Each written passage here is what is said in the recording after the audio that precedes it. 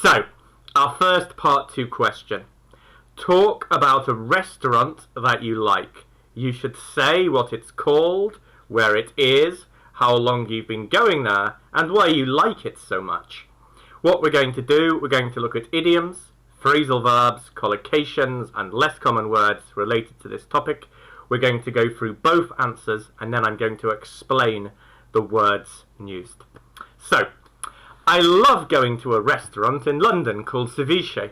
It's a Peruvian place, and Peruvian is all the rage in London at the moment.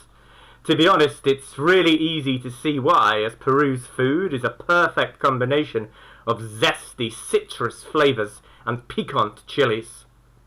In fact, ceviche is both the name of this eatery and the name of Peru's signature dish. The dish involves cooking fresh fish, but without applying any heat.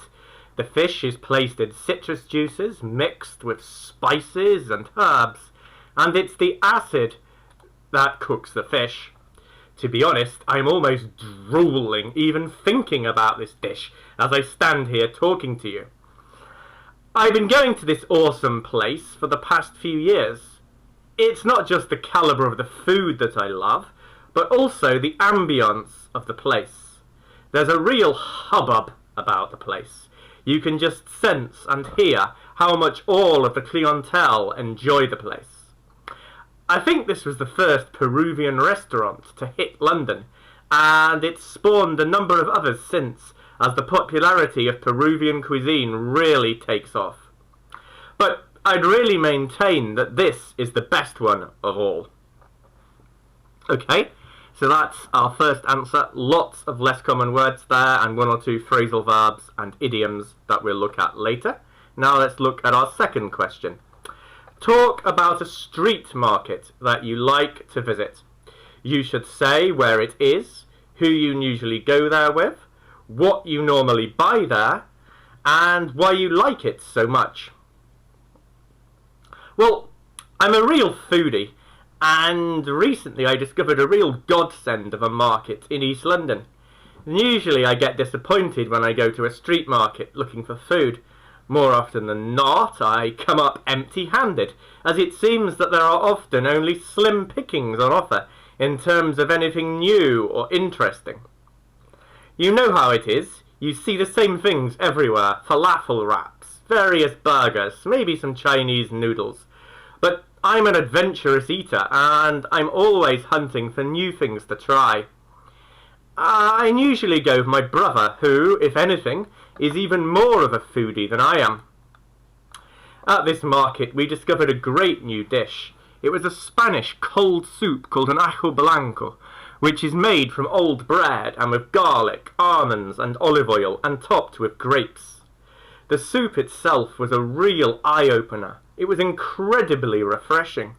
But this place had actually made a kind of fusion dish, combining this Spanish soup with Japanese cuisine. So this dish consisted of this soup, the ajo blanco, with a kind of medium rare tuna, some wild Japanese mushrooms, and wasabi, which is a type of Japanese horseradish. This was a mind-blowing dish, absolutely sumptuous. The soup was velvety smooth, the fish meaty and delicious, and the mushrooms added a rich earthiness to the dish, and the crowning glory was the heat of the wasabi. Incidentally, I noticed there I've made a little mistake. I should have highlighted the expression crowning glory in light blue. The crowning glory is a collocation, which means the final thing which makes something really work or really succeed.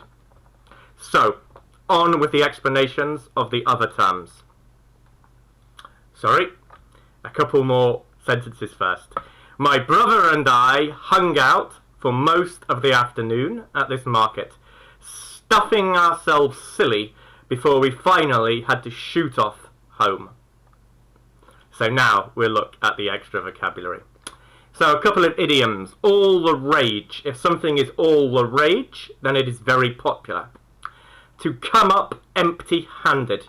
If you come up empty-handed, you don't get what you want. You don't succeed in something. So, for example, a football team entered the competition expecting to win, but they came up empty-handed. Some collocations. A perfect combination. Two things that go perfectly together. A signature dish. This is a dish that a restaurant or a chef is most famous for making. Slim pickings. This is when there isn't much of something available. Velvety smooth. Velvet is a material that you make clothes from, and it's a very smooth material.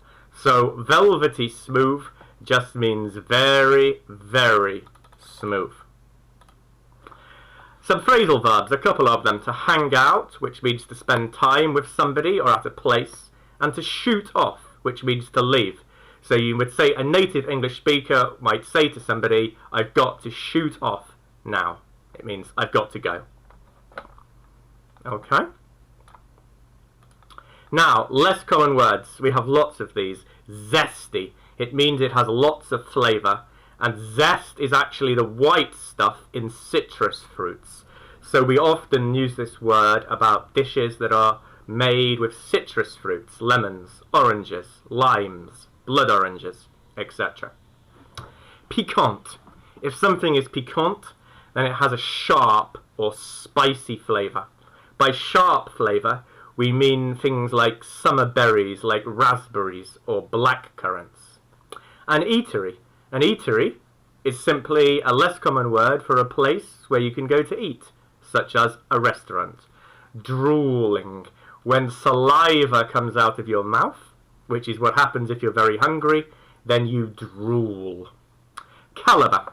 Calibre is another word for the quality of something. Ambience.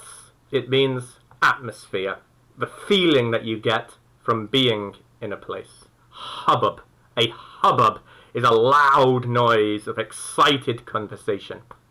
Clientele. It's just another word for customers, but a less common word, so it's a word that if you were to use it in your exam, it would help impress the examiner. To hit London. In the context of this answer, if something hits London, then it has arrived in London. Spawned. This means to give birth to something, to lead to the creation of something. We often say that something has spawned lots of copycats. So something that has worked, for example, a business idea or a new cafe or restaurant, if it works, the first one, maybe lots of other people try to copy it because they also want to make money. To maintain that something is true. This means to insist that something is true. A foodie. A foodie is somebody who loves food. Simple as that. A godsend. A godsend is a very pleasant surprise. An eye-opener is something that is a revelation. Something new that really surprises you. Fusion. Fusion is a combination between two things. In this case, between two different types of cooking. Mind-blowing. Something that makes you feel as though your mind will explode because it's so good. And finally, sumptuous means of amazing quality. And earthiness means tasting a bit like you imagine the earth itself would taste. For example, a mushroom tastes like this. Now, I apologise, I also missed off one phrasal verb, which was to take off. If something takes off, then it becomes very popular and very successful. So if a new restaurant has really taken off, then the restaurant is doing very well. So I hope this was really useful. If it was, please subscribe because there will be lots more videos about the IELTS exam coming up in future weeks, and indeed other videos that can help you learn some advanced English. Thank you for being with me today, and see you soon.